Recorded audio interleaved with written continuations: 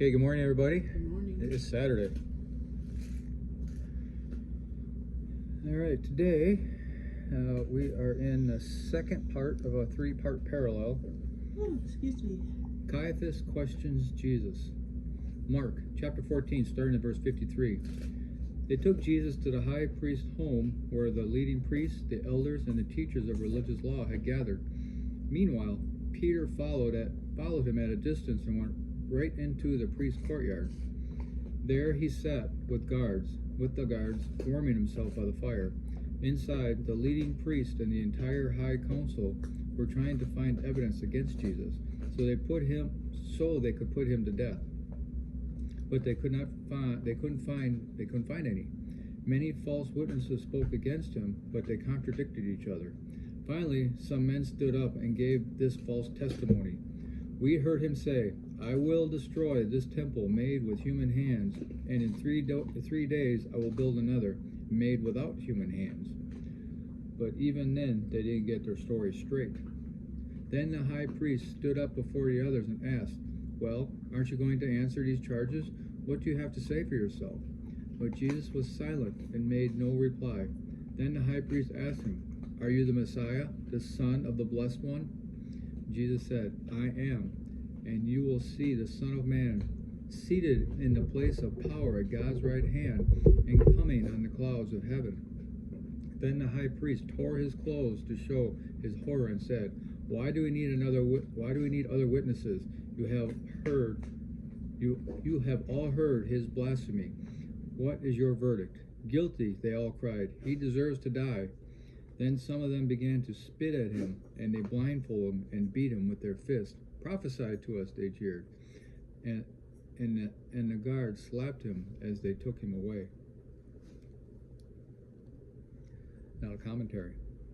This trial by the high council had two phases. A small group met him at night, John 18, verse 12 to 24, and then the full high council met at daybreak, Luke 22, verse 66 to 71. They tried Jesus for religious offenses, such as calling himself the Son of God, which, according to law, was blasphemy.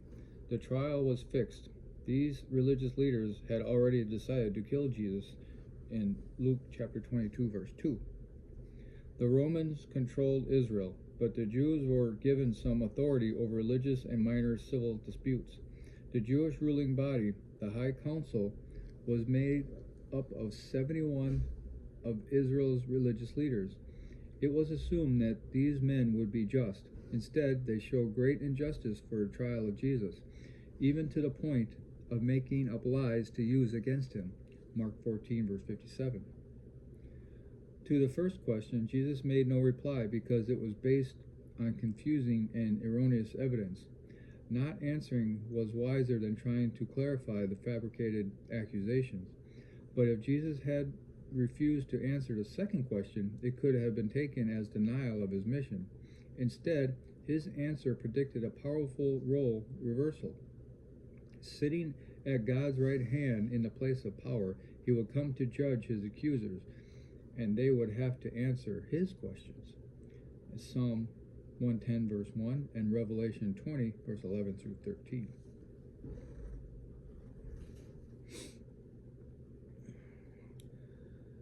I guess I don't really have a lot of The only thing about it is I've never noticed before that his answer also told the questionnaire, or the guy asking questions, that you're going to have to answer my questions soon. Yeah. And I know that he said it. I knew he said it, but I'd always just assumed that he was just telling them who he was. Yeah. The other part of the parallel, the other book, it said, "You said it, not me," or something like that. But I just never really paid attention to the fact that and you're going to answer my questions soon, and this role will be reversed. And in Mark's version right here, Jesus said, "I am." Right. So again, he declared exactly. He was the same I am that was in Exodus Right. It says here, the little notes, the Exodus 3 verse 14, he's the same I am that Moses saw and spoke to as who they're speaking to right now. And so I'm sure that just made them go absolutely berserk over that answer. I mean, they knew exactly who he was talking about when he said that. Right. So, but yeah, it's it's just a lot of commentary about, and these are unbelievers trying to, disprove the Bible. Where he said, when did Jesus ever say that he was God? He says it right here. I am. Okay, he's the same I am that God spoke from the burning bush. Because in John chapter 1 verse 1, in the beginning was the Word. Jesus is the Word. He's the voice of the Father. I mean, that's how I interpret that, because it also says, I think Paul says later that, Jesus spoke and the whole universe leapt into existence. Nobody says the Father did it. It says the Word did it. His words did it.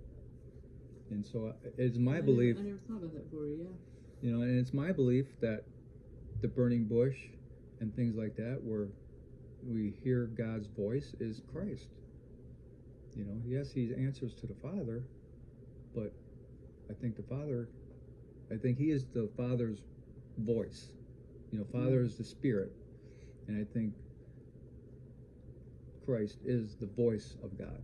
That's how I interpret this all to be. The Trinity is a very complex relationship, and we're not going to be able to get understanding explained in the time frame that we have for the video. But yeah, I've never thought about it before, and that's a good point to point out, because I never thought about it. Yeah.